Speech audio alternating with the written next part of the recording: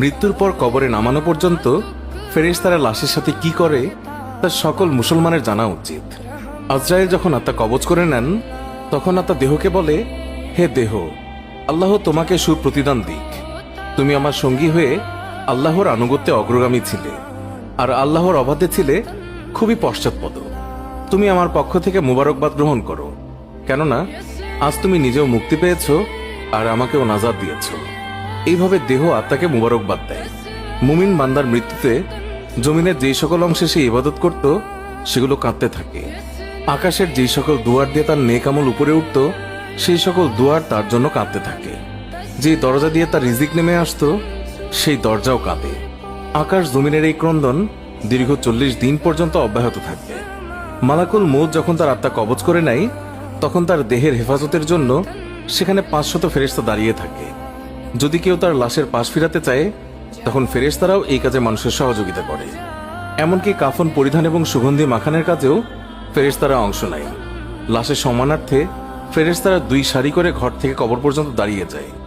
জানাজা পর্যন্ত অতিক্রম করে তখন তারা অভ্যর্থনা জানায়, তার জন্য ক্ষমা প্রার্থনা করে।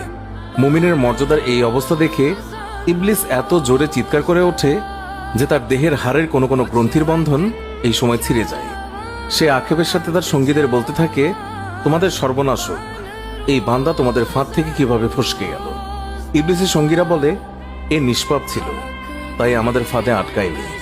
মালাকুল মউত যখন তার আত্মাকে নিয়ে আকাশে আরোহণ করে তখন হযরত জিবরাইল আলাইহিস সালাম 70,000 ফেরেশতা নিয়ে তাকে অভ্যর্থনা জানায়। আর সকল ফেরেশতারা তার কাছে আল্লাহ তাআলার সন্তুষ্টির সুসংবাদ জানাতে থাকে।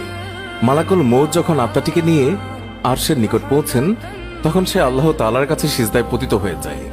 আর সেই সময় আল্লাহ তাআলা ইরশাদ করেন, হে মালাকুল মউত, তুমি আমার বান্দাকে নিয়ে জান্নাতের বাগানে রেখে এসো।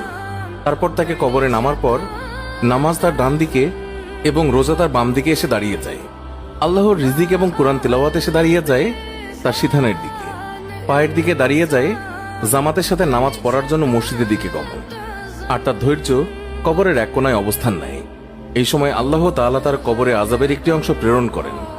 আযাবটি এসে কবরের ডান দিক থেকে প্রবেশ করতে চায়, কিন্তু নামাজ এসে তাকে বাধা দিয়ে বলে, আযাব, তুমি পিছিয়ে যাও। খোদার কসম, এই বান্দাটি সারা জীবন কষ্টে ছিল, কবরে আসার পর তার কিছুটা আরাম মিলেছে। রাসূলুল্লাহ সাল্লাল্লাহু আলাইহি ওয়াসাল্লাম বলেছেন, আযাব যখন ডান দিক থেকে সরে গিয়ে বাম দিকে যায়, ডান দিকে রোজা নামাজের মতো আযাবকে জবাব দিয়ে প্রতিহত করে। আযাব এবার মাথার দিক থেকে আসতে চেষ্টা করলেও একই রকম জবাব আসে। মোট কথা, আযাব যে দিক থেকেই আসতে চায় সেই দিক থেকে